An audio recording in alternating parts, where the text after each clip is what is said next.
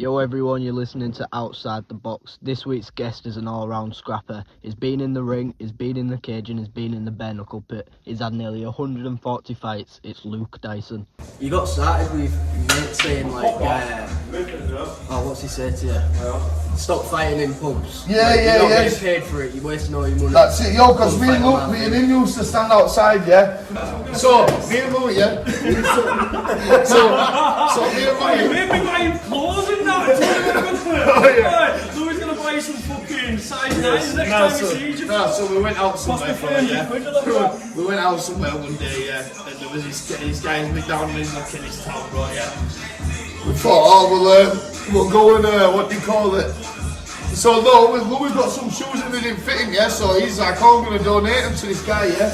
So we've gone out on town, got smashed down and said, I've seen this guy, mate. I'm like, Louis said he's going to donate you a load of clothes. So the next day, this guy's hitting Louis up now, like, yo, where's my clothes, where's my shoes? He's had to come with a full care package. Oh, no, I took him to JD, bro, and this is how you know he's on job, right? Because as soon as he walked in, he picked the most fucking expensive pair of Air Max up, right? And went, can I have these, bro? And I felt that, and I thought, yeah, sound, but then I couldn't get in there. Walking back, and he just looked at the tracksuit and went, can I have this as well? Alright, no, but it was so, like, appreciated it was, and to be fair, if you knew the guy, he's like, normally, he's not slow, but he's not all lit, but he was like, proper, thank you for that thought, bless him, man. Supposed to go to Yates, his dad still didn't let him in Yates, did he? Still bad, bro. We were just trying to smart him up, so we were allowed in town and shit, you know what I mean? So what we used to do is, we was like, me and Louis go out on town and like, obviously like these like, obviously we know them well in it, so we'd be outside the pubs, we know the bouncers, we know everyone in this town in it, so me and Louis would be out and drink. And obviously through quarantine, bro, I don't know if you saw it, it's called Quarantine Fight Club, bro, yeah? A few lads I know, Jordan Wheater and Daz Moffat, they started through quarantine, bro, they started getting random lads to scrap and going live on Facebook for it, yeah? So obviously, bro, we just started being local at first, and then started in the field, didn't it? Yeah, it started in the field, bro, and then it went worldwide, bro, like people all over the world were tuning in every week, just because no one in quarantine, no one had nothing to do with it.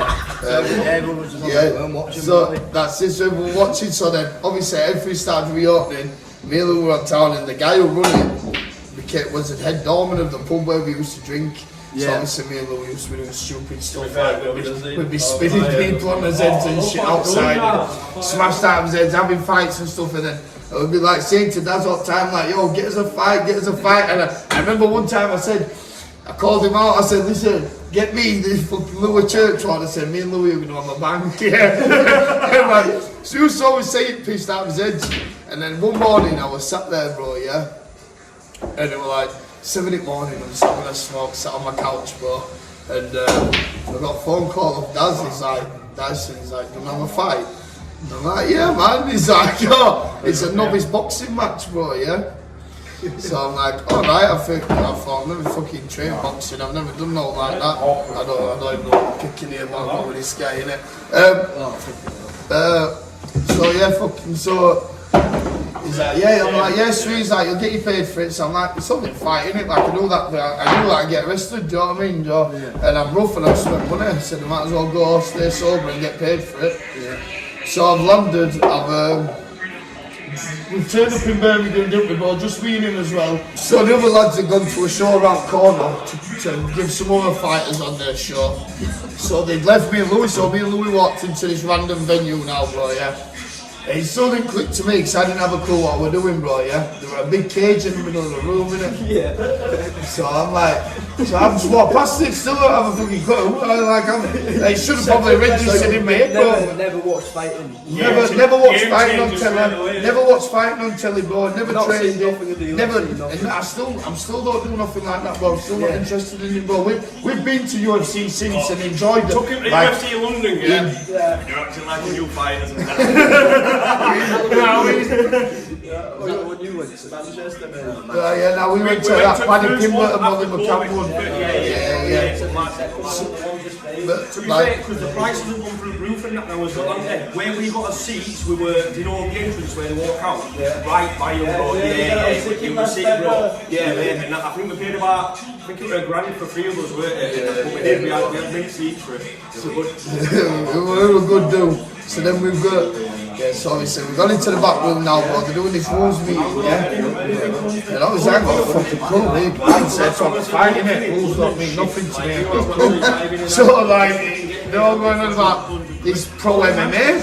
Who's called main event? Who's pro MMA? And they're all looking at me. And then he's looking at me. And I'm looking at him, I'm like, I swear down, honestly. They got me dressed, so these all turned up, yeah.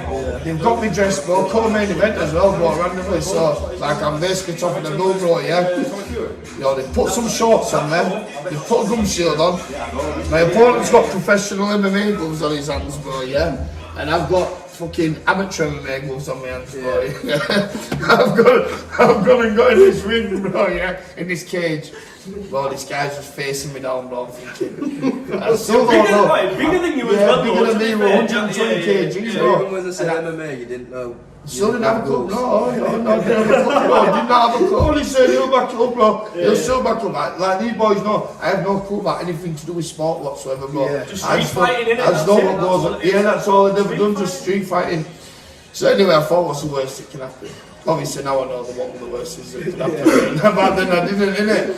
So, yeah, so I've got in the cage now, yeah, they've gone ding ding ding. Yeah, man called Jim Whiteman's show, bro, yeah, so Jim, if you watch this, shout out to you.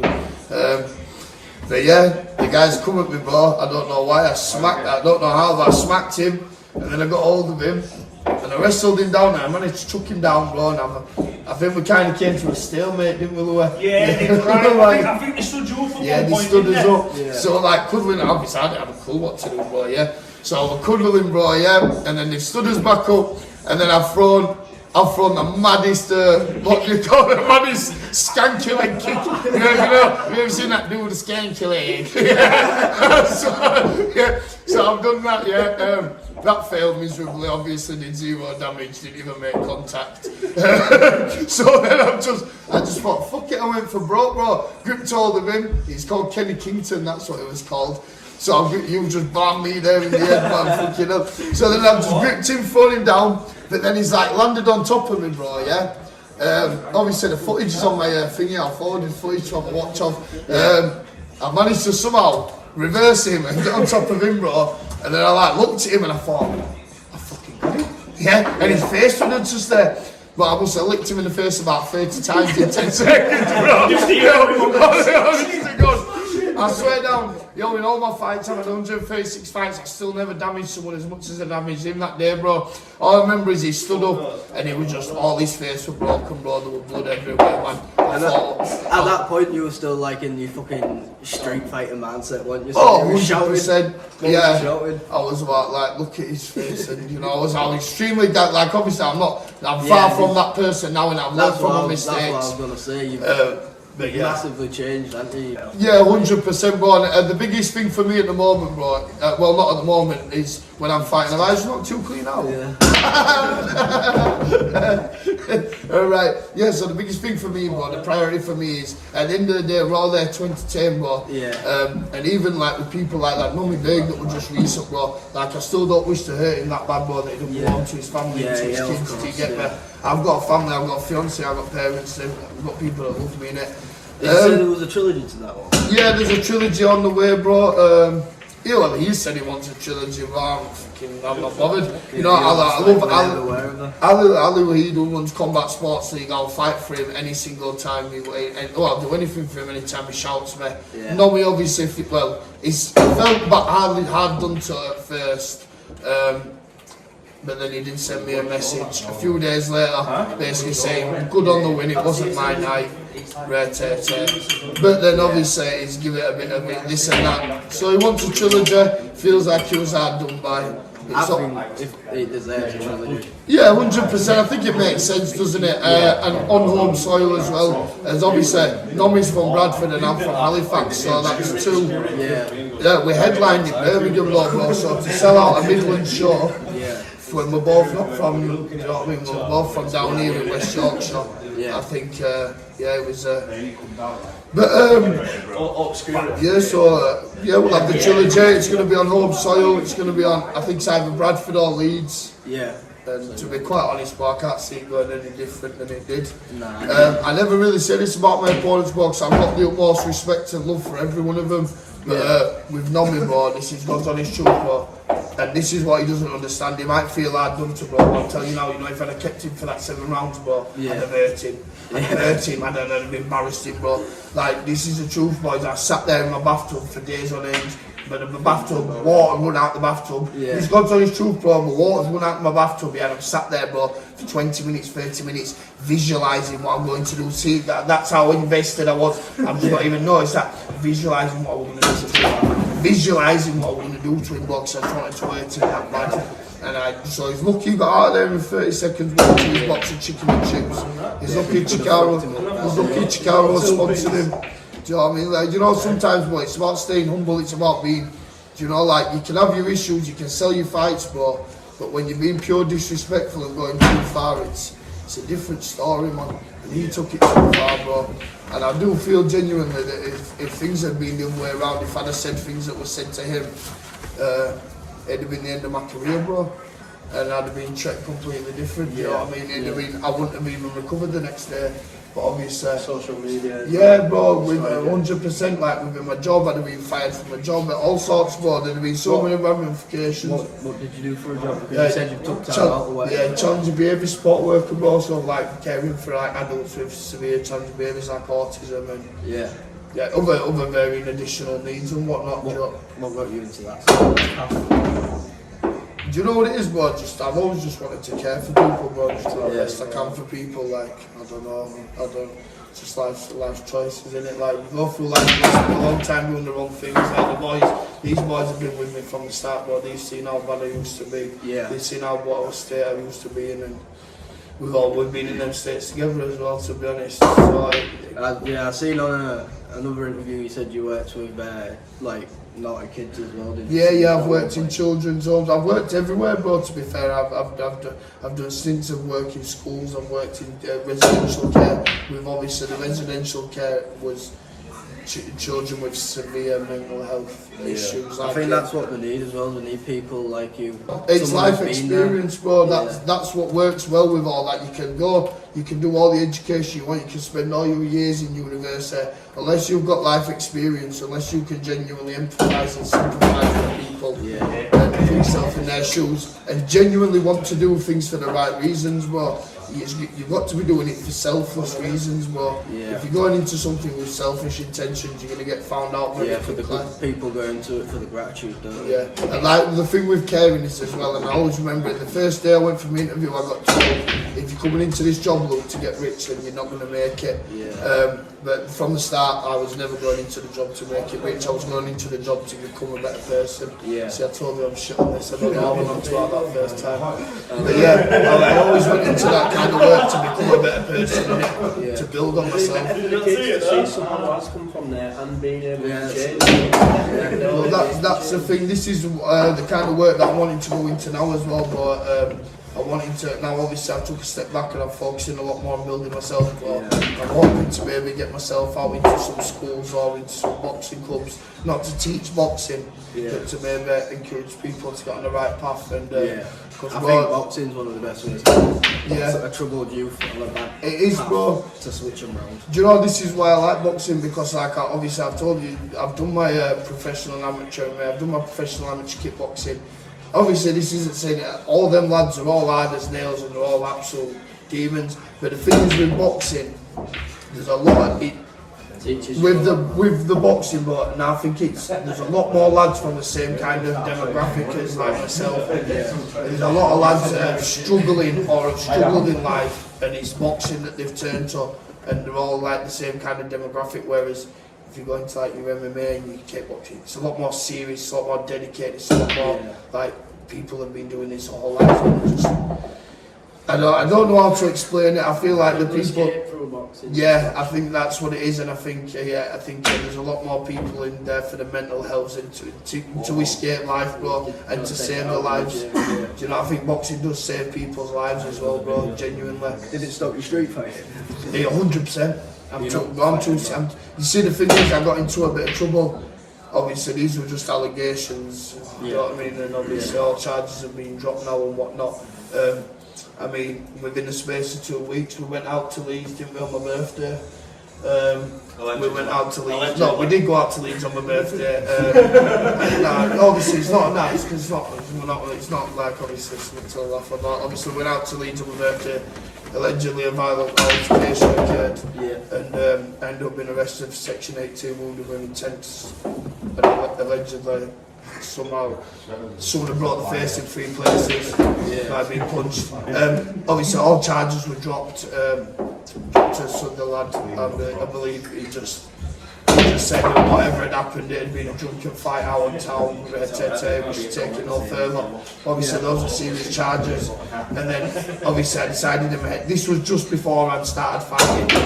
Did that sort of flip the switch? Well, no, because then it did flip the switch massively. I come out of that police station that morning and I thought to myself, like, I can't, like, allegedly or unallegedly, I can't be in this position anymore, do you know what I mean? Like, I don't want to be living that life.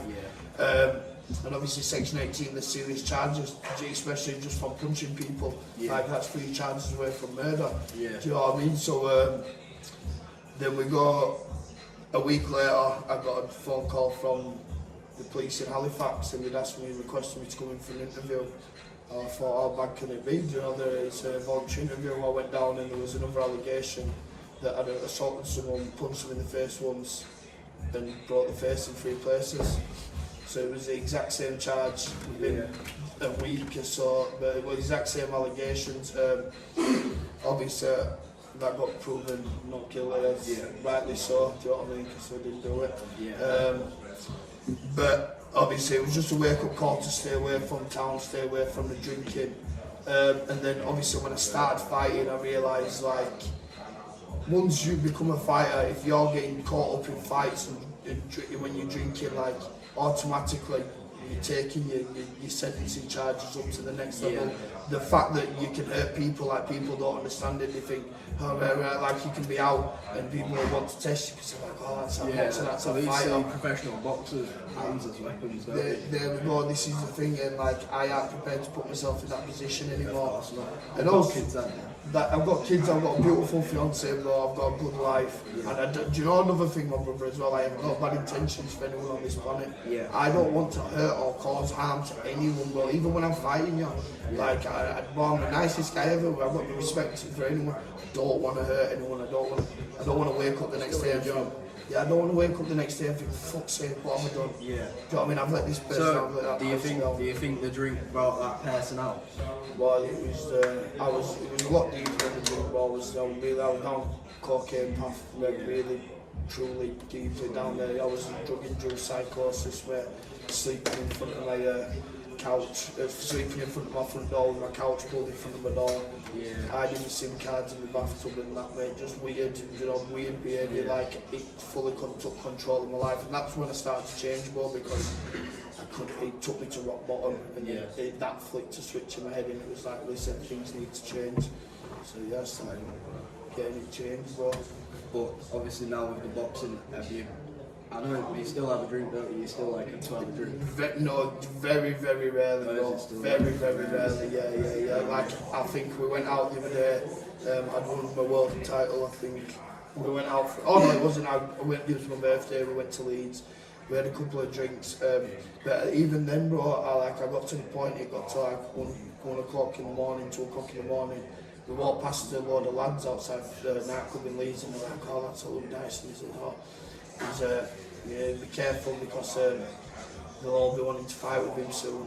And you know, like, there's not a man that puts fear in me, but like, I'll prove that time and time again, but I walk into the cage, but against trained killers, knowing I'm going to lose, but you know, like, so it's not like the fear, but it's then, it puts me on edge, but and then I couldn't relax after that. I'm thinking, is someone going to come, because I've had flipping it even before the fighting boys, I've had hammers, crowbars around my head, bottles licked off my face, like, I just can't. I don't want to be in that situation, bro, and I can turn into a raging psychopath after I've had a drink, bro, and that bottle ain't going to stop me, and it's just a dangerous path to go down for myself, and I don't drink personally either. I don't think it's good. I think it destroys people, bro. It's destroyed a massive drinking It just shows where you are now without the drink. Yeah. How damaging it can be. Oh, it's ridiculous, and it's a demon. It is a demon, and especially the other stuff that comes with it, bro. It'll destroy you, man. Was you drinking still for the first few fights? Do you know what, bro? I fought a guy from. I fought a guy on FCC, another MMA fight. Right, I'd spent the night out in that nightclub I was telling you about, Fusion. Yeah. I'd won a couple of fights. I'd only just started fighting. I think it was like my third or fourth fight, yeah. So I spent all night out in nightclub, bro. I'm a fighter. So proper stupid, bro. I've been beat up 3 times and somehow got lucky. Do you know what I mean? I'm a fighter. I've done this, I've done that. Smashed out made all night. But I woke up, yeah. 3 o'clock in the afternoon, got sleep at 10 o'clock in the morning, yeah. Woke up 3 o'clock in the afternoon, chucking it down with rain, bro. It's, it's just a depressing day. And I thought, I've got to go fight some absolute murderer now in the cage, bro. Yeah. Well, this show, Paddy Pimlet's fought on the show, Tom Aspinall fought on the show, they all started off on this show, a massive show. I'm rough as fuck, bro, yeah. Guys outside beefing, I've got in the car. Oh, bro, I've turned up at this, it's a Bolton Arena. It's still turning, bro. I turned up, bro. I swear to God, mate, I could have crawled into a hole and died. I thought this out. And I thought, never ever in my life am I ever getting drunk telling everyone I'm a fighter today before I go for a fight. Yeah, so I went in. I attempted it. The guy was a very good fighter, he was from a very good gym. Like I said, I had no business doing MMA at that time. Well, I had no business fighting, which I said. Still wasn't training, but yeah. We went for it. 2 years in. Took 2 years in, but yeah, I started training with my coach, Seamus Devlin, about just over a year ago for my, just when I won my first title on my girlfriend's birthday. What do you train, is it, MMA? Well, I've started training MMA now, bro, down at, my mate Les Allen is my coach down at LA Hybrid Catch Wrestling. I trained down there, obviously wrestling and kickboxing. So was it boxing you started about a year ago? Yeah, boxing I started a year ago with my coach Seamus Devlin down in Paddingham at Cobra's Den. Seamus, elite top level pro journeyman. He used to be a pro journeyman. I think he had 50 odd pro fights, never got stopped. Obviously he was a journeyman for the pro rank, so you obviously know how that goes. But the man never got stopped. It's testament to him and his work. Since, I've won 10 titles in just over a year, and that's since I started training with him. Yeah. Do you know, and I was fighting for 2 years before that with no titles. Yeah. How long into, obviously you've had, what is it now, 130? 136, 138 by the weekend. You've got another fight tonight, haven't you? Yeah, fight tonight, fight tomorrow. So yeah, but I've got a rematch with a lad called Dylan Wood tonight, who beat me a few years ago, obviously right at the start of my journey. One of my opponents pulled out because he's gone on to BKFC. So obviously he's putting everything into BKFC. So yeah. I had a space for an opponent. The promoter offered me the opportunity to find someone. So I just put the message out there, said who wants to fight. Obviously I had loads of trolls. I'm gonna fight Dyson, I'll smoke you. I ain't got time for people like that, bro. I ain't going to entertain people like that. There's that many hundreds of people that want to punch me in, bro. And 89% of them will be respectful, do you know what I mean? And they'll pay me my money. They'll treat me with respect. Yeah, we'll sell a fight, bro. I don't mind a bit of banter. But when you use the disrespectful mobbing, bro, I ain't got time for it. Yeah. So, obviously, I ignored most of them. And then half of them, bro, when they'll say they'll fight, and then they'll say, right, well, send me money. But anyway, Dylan messaged me. He goes, look Dyson, I like how far you've come. Yeah. I want to see how let's rerun it. And I thought Dylan's always been sound, he's always shown me respect since, we still kept in touch. So I thought, yeah, we'll go for it, but I'd like to see myself again, see how I do against him tonight, innit? Yeah, see how far I've come. Yeah, it'll show you our skills. It'll be a tough fight, it's not going to be an easy fight. So I had the opportunity to pick whoever I wanted, bro. And there's a lot of people out there that have got to pick themselves a walkover fight, which is what everyone seems to think, even though I never. In fact, Dylan is the only time I've ever actually got to find an opponent. Yeah. All my other 136 fights, bro, I've never been able to pick an opponent. They've all just been like, look, you're fighting this guy. All right, how much? Obviously, you're the one always getting called out by people. If there was one person you could call out, who would it be to fight? Do you know what, bro? I've got no. They say that a lot of people ask me this all the time, bro. I genuinely. For one, I don't know fucking anyone, bro, because I'm always that focused on everything I do, bro. I don't know like anyone. But number two, it genuinely just be, and this is if anyone does ever watch this, if there is someone out there that would like to fight and it'll be a deal, they'd like to put it on a big show and make some big money off it. I'm game for it. Yeah, but it's not. I'm fighting Ginger. Would you ever do like that Misfits box? I'd love to go for Misfits, bro. You've got a big enough following to go. I don't know why Misfits. Why are you ignoring me? What is going on? I can't understand it. Look at these people that are on your cards. You've got someone I entertain. I entertain. I'll sell pay-per-view across the world. Yeah, you know, I've got international fights and people are buying tickets, international fights, to travel across countries to come and see me.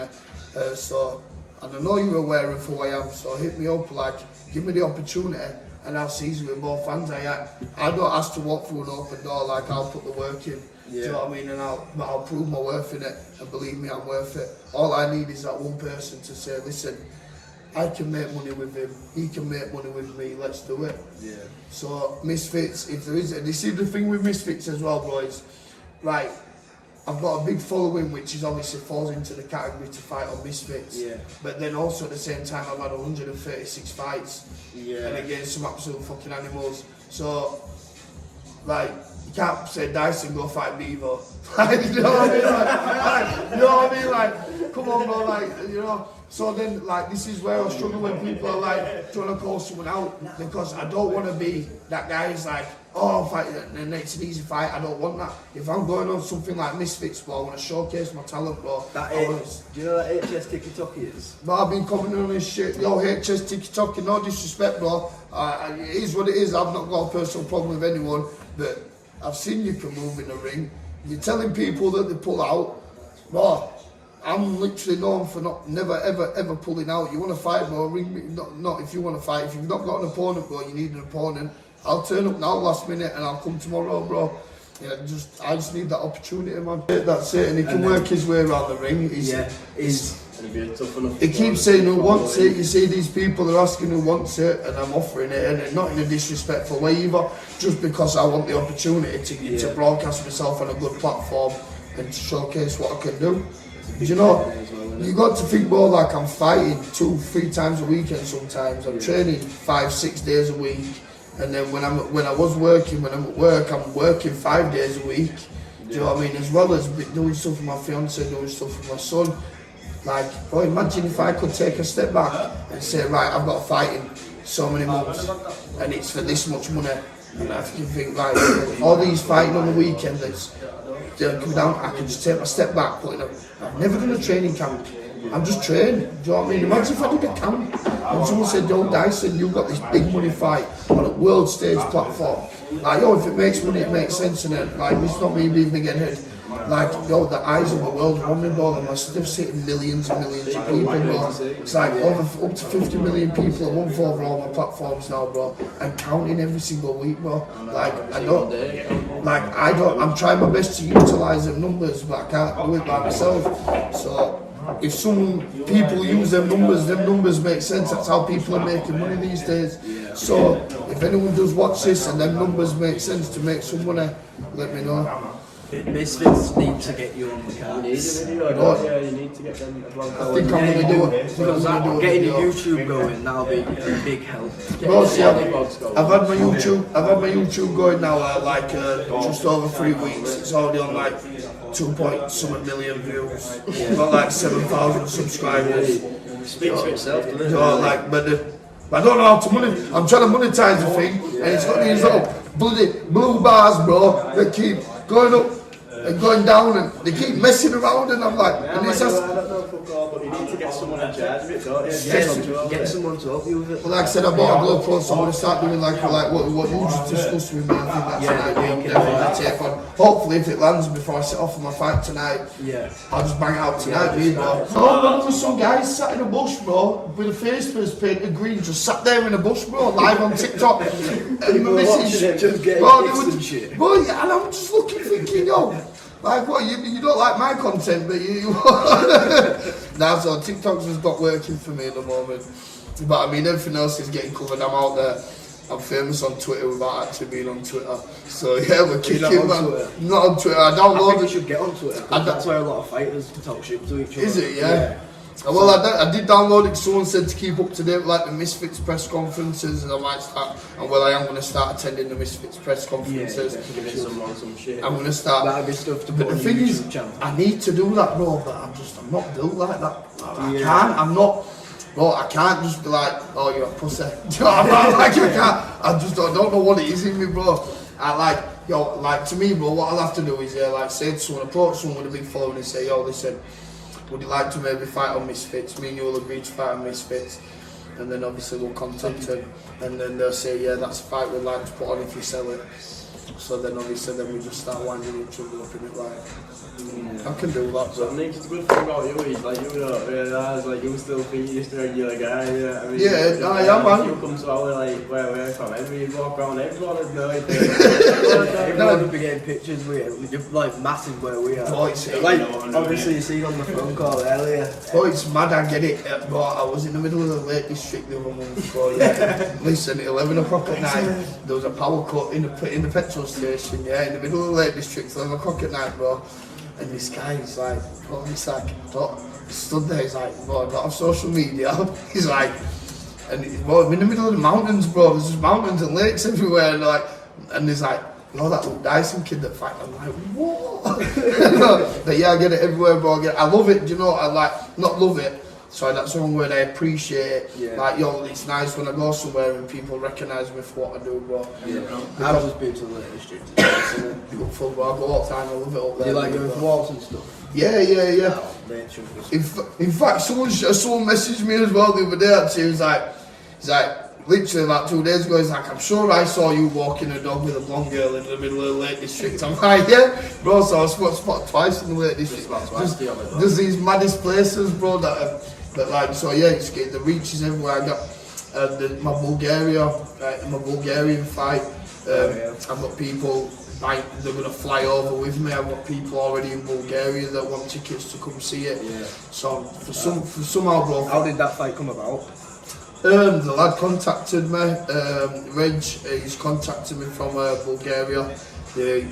I'm sure he either owns a ski resort or works for the ski resort. He just basically said, want to start putting on shows. So yeah, I said, let's go for it, bro. Yeah. And we'll go chill in Bulgaria for a bit. It is Bulgaria. And then it makes some coin. The guy looks like a big lad. It's probably going to be a tough fight. But at the end of the day, No different to any other. yeah, fight's a fight, innit? And always have a tough fight. you know what I mean? I can take my missus, to pay for my missus to come over with me. They're going to treat us right. They've got huskies, ATVs, skis, snowboards and that, man. So plenty of things to injure myself before the fight. Do you know what I mean? I won't be going near no skis or snowboards because I am absolutely I'm terrible on 2 feet, but never mind fucking anything else touch my feet. Edible on the snowmobile. No, I would not. What's the thing you're doing for Andy's? Luke Amber, because obviously Andy the lad who actually Andy's Ankle Walls started over, he's from Halifax. Yeah. So obviously a lot of people I know knew him. So obviously Luke, he knew Andy well. Yeah. So he obviously it's all started from Halifax, hasn't it, and branched out, and it's become a worldwide thing, hasn't it, very rapidly. And obviously men's mental health, bro, like flipping heck. Well, myself, I'm always terribly, bro. My age, it still is, bro. I think everyone's is these days, not just myself, bro. I think every single, especially men. That's not me saying because I can't understand. I've never been a woman, but I think every single man in this day and age, bro, especially all my friends, everyone around us, bro, no matter how strong we are, no matter what money we've got or family we've got around us, or just whatever situation I think we all battle severely with mental health, bro. We've lost a lot of people in Halifax, bro, just recently. Yeah, I've seen you lost someone not long ago in your dedicated fight. Yeah, well, a lot of people, mate, and it's an epidemic in it across the world. So obviously, like I said, Luke started on his man come from Halifax, so always been something I've been big on. Tell you the truth, boys, I've always wanted to attend a meeting, but I've never actually had the balls. I think it's a big thing, never had the balls to actually turn up and attend a meeting and be able to sit there and talk about things. But Luke gave me a message the other day, so obviously I always share as much as I can, because everything they do and everything they stand for, I think it's amazing, you know. So I share as much as I can, I support it as much as I can. And I fought obviously for Andy's Man Cup in the week, like seeing them for that charity. So yeah, Luke sent me a message. He's started some new vlogs. I think we're gonna do a little run. I hope it's a little run. Then we're gonna do plunge pool with the ice baths. Yeah. Oh, I've just bought an ice bath now. Have you? Yeah. Fucking added 9 seconds in it. 9 seconds, yeah. Straight out. That's probably gonna be me. Yeah, I think he's gonna be vlogging it as well, bro. Yeah. So. Watching out for that one. I'm gonna look like a right idiot. All these videos of me getting knocked out on the internet, bro, are gonna be irrelevant, because that video of me getting in the ice bath is gonna be hilarious. But yeah, and then we're gonna go do, I think, sit in the sauna and then have a good chat about like men's mental health and whatnot, and then like tools that I use to help myself, and do you know what I mean? And we'll just, I think if you're struggling to do that final push and go to the meeting, if you think you need it, I think that's the best way of starting to get into it. 100%. I think for me, bro, I think the best way I help myself is like we went about earlier with the caring. I think it's helping me helping other people. Bro. Yeah. To be quite honest, I just use up that much of my time. This is why I can never be sat at home. Like if you speak to my fiancée, she'll tell you like the only days we ever sit at home is on a Sunday. And on a Sunday I will not sit at home because I can't do it. I can't be inside my own head, bro. I can't sit down and do nothing. I have to be occupied. I have to just be thinking about something else or on with something else, because the minute I sit down here, just crumbles, bro, crumbles. And I think a lot of men are like that these days, bro. Yeah, really do. It's probably the biggest killer of men, isn't it? Yeah, it is, bro. I don't think it ever ends. No, Never ever ends, bro. No, it won't ever be beaten, which is the worst thing about it. And sadly, I think the way the country is built at the moment, bro, I think when it's right, bro. Yeah, like when it's literally designed to do. We're killing ourselves, bro. Everything that's going on around us is killing young men. We're not men anymore. This is one thing that I like to. If anyone ever takes something from what I do, bro, you're inspirational. Like you said, to me, I'm just Dyson. I'm just the same guy I was. I'm not the same guy I was 6 years ago, 10 years ago, but I'm still just Dyson. But like, bro, but I like to instill. I think we need more men in the country, bro. We need more men. Obviously, I like to explain. I like to be open about my feelings, open about my struggles. Do you know what I mean? So then people could understand, like, yeah, this guy's fucked. Like, he's fighting all the time. Like, he's never scared. Do you know what I mean? Yeah. But like I said earlier about when you're in care and you like, they need people who've been in their shoes. Yeah, 100%. And like, people need to see someone like you who struggles to talk. Excuse me. Talking, like, just getting on with it, like, it's the biggest barrier that you just got to get over. We've got to normalise the fact that we feel like that, but then at the same time, bro, it's the same thing as well. Like you've got to get your tools to deal with it. Yeah. Because if not, it'll take over and it'll control you, and you get lost. You've got to want to help yourself. No one can. You get lost in a dark pit, bro. You do. Yeah, that's the thing. You end up looking to the world for an answer, but the answer's there in yourself. You've just got to. Bro, the thing is with me, I always used to look at it, and this is God's honest truth, but this is one of the biggest ways I used to help myself. So I'm looking at like one big problem in it, I'm thinking, my life's fucked. Like I can never do anything about it, bro. Like what? I can't I've got to do this, I've got to do that, and there's so many issues. But now if you start categorising things like, yo, so like for me it was get your brain healthy, get off the crap that you're doing, get off this bad path, get down to the gym. So that me and Louis started. In fact, I bought a weight bench, and it's God's honest truth, I bought a weight bench off Marco. Do you remember it, Marco? That weight bench, and what did I tell you? I said, you watch, bro, I'm going to get massive with this weight bench. Yeah, I swear I didn't have, when I lived opposite the pub. And all the boys thought I was taking a piss, because how bad were I? How skinny was I? I used to have to come knock on his window with a baseball bat in the morning. I used to be out, and then I said, yo, listen, I'm going to get massive with this weight bench for you. And the boys didn't believe me, and I'd be there going, toot. And then we started going gym the other way. Started getting down to the gym, and then, just from there, we just started just bit by bit, bro, the baby steps in it, sorting things out, getting. I see everyone like on the YouTube live, people saying like going down and shit like that. How could you be on roads if you're I absolutely love it, mate, bro. If any of it's an ego boost. If any of you are willing to put your money where your mouth is, then put some money down on the table. I'll piss in your pot and we'll go from there, innit? But just get your money out. Yeah, didn't someone call you out to piss in a pot? Someone did call me out to piss in a pot, yeah. But they did it when they were pissed, and it's been, what day was it? What day did I fight bare knuckle? Was it Saturday? Yeah. It's now Friday, and I haven't heard from him since he's been sober, so it's like the same kind of thing, innit? Same story, bro. And all you trolls that call me out as well, it's pointless calling me out, because if I go live on TikTok, I get 100 call outs in a second.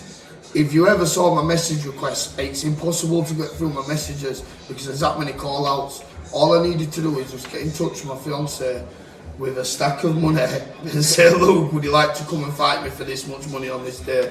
And we can go from there. All this other bullshit is irrelevant, man, and it just, if anything, it annoys me. It does. Do you want to stop the fighting every weekend? 100%, bro, yeah. Do you ever worry for your health? No. Are you like going to the doctors after fights and stuff like that? I have health checkups when I need health checkups. I take care of myself. I think we all know our own bodies, don't we, bro? Like, if you wake up in the morning and you've got a bad back or a bad leg, bro, you're going to know you've got a bad back and a bad leg, innit? Like, obviously, I can't tell the long-term damage, but I'm aware of what the damage is, bro. Yeah. Like, this is another thing, This is another thing that fucking does me in, yo. And if you watch this, don't comment on my shit going, oh, CTE. Like, I am well aware of the complications and the risks of what I am doing. That's like telling the Formula 1 driving, oh, be careful when you're driving because you might drive too fast. Like, I know what I'm doing. I know what the risks and complications are. But what you don't understand is life was worse for me, bro, before I was fighting than it ever could be while I'm fighting. Yeah. And if I took everyone else's advice, then I'd be doing what you're doing, I won't be doing what I'm doing, innit? So, yeah, that's it. I think the final thing is I brought some gloves because you was going to sign them, weren't you? And we were going to sell them and donate the money to Andy's Man Club. Yeah, 100%, man. I don't know, I think I've left my Sharpie at home, so if the guy here has a Sharpie, we can sign them now. Or if not, we'll sign them in a bit and we'll just do another video of it. Yeah, man, 100%. The boys should have one. We'll ask the boys.